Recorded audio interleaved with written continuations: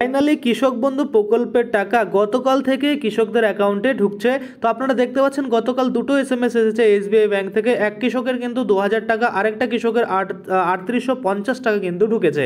তো যাই হোক, যে কৃষকই এই টাকাগুলো পাচ্ছেন তাদেরকে বলে রাখি, তারা কিন্তু সকলেই জানে যে কৃষক বন্ধু প্রকল্পের যে টাকা সেটা 22 তারিখে দেওয়ার ঘোষণা কিন্তু আগের যে লাইভ এসেছিল মমতা বন্দ্যোপাধ্যায় তখন কিন্তু জানিয়েছিল। তো মুখ্যমন্ত্রী মমতা বন্দ্যোপাধ্যায় আগেই কিন্তু ইঙ্গিত করেছিল যে 22 তারিখের দিক থেকে কিন্তু টাকা ঢুকতে পারে, সেই মতো কিন্তু টাকা ঢোকা স্টার্ট করেছে।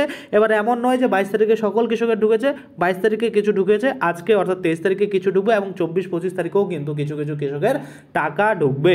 তো চলুন আমরা বিস্তারিত দেখে নেই যে ব্যাংকে কাদের টাকা ঢুকলো, কাদের ঢুকবে না, যাদের টাকা ঢুকেনি তাদের কি করতে হবে, এই যে যাবতীয় তথ্য টোটালটাই কিন্তু আজকে আমরা এই ভিডিওর মাধ্যমে দেখে নেব।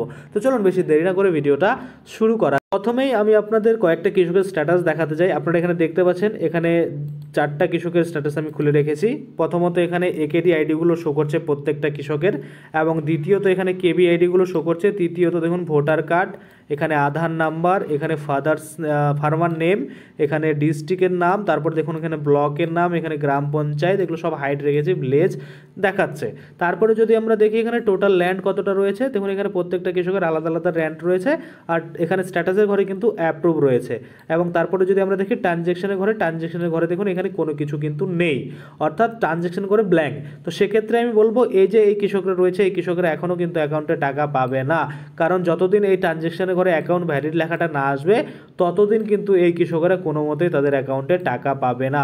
তাহলে টাকা কবে পাবে এই কৃষকরা? যখন এখানে অ্যাকাউন্ট ভ্যালিড আসবে তখনই কিন্তু টাকা পাবে, না অথবা কিন্তু পাবে না। এবার তাহলে কালকে বা গতকাল থেকে কাদের টাকা ঢোকা শুরু হয়েছে চলুন সেটা এবার আমরা দেখে নিই। তো দেখতে পাচ্ছেন এখানে আরও একটা কৃষকের স্ট্যাটাস আমরা খুলে নিয়েছি, যেখানে পরিষ্কারভাবে দেখতে পাচ্ছেন টোটাল ল্যান্ড কতটা রয়েছে এই কৃষকের। এবং স্ট্যাটাসের ঘরে যদি আমরা দেখি অ্যাপ্রুভ রয়েছে, আর ট্রানজ্যাকশনের ঘরে যদি আমরা দেখি সেখানেও কিন্তু অ্যাকাউন্ট ভ্যালিড রয়েছে। যেটা আমি আপনাদের বললাম, ব্ল্যাঙ্ক থাকলে আপনাদের টাকা ঢুকবে না, অবশ্যই কিন্তু আপনার যে এখানে ট্রানজ্যাকশনের স্ট্যাটাস সেটা কিন্তু অ্যাকাউন্ট ভ্যালিড থাকতে হবে। যদি এখানে অ্যাকাউন্ট ভ্যালিড না থাকে, অ্যাকাউন্ট ইনভ্যালিড থাকে, সেক্ষেত্রেও আপনার টাকা কিন্তু আসবে না। আবার অনেকের এই কারণে আসবে না, এই যে স্ট্যাটাস রয়েছে এখানে কিন্তু অ্যাপ্রুভ না থাকে, এখানে কিন্তু রিজেক্টেড লেখা থাকতে পারে। তো এখানে যদি ডিলিটেড ফার্মার বা রিজেক্টেড থাকে সেক্ষেত্রে আপনাদের টাকা কিন্তু ঢুকবে না। যাদের এরকম স্ট্যাটাস রয়েছে, যেটা আমি এখন এই কৃষকের দেখাচ্ছি, স্ট্যাটাসের ঘরে অ্যাপ্রুভ, ট্রানজ্যাকশনের ঘরে অ্যাকাউন্ট ভ্যালিড, তারা কিন্তু 100% টাকা পাবেন। যদি গতকাল আপনাদের না ঢুকে থাকে তাহলে ওয়েট করবেন, আজকে ঢুকবে, আজকে না ঢুকলে আবার আগামীকাল ঢুকবে, এভাবেই কিন্তু ঢুকতে থাকবে।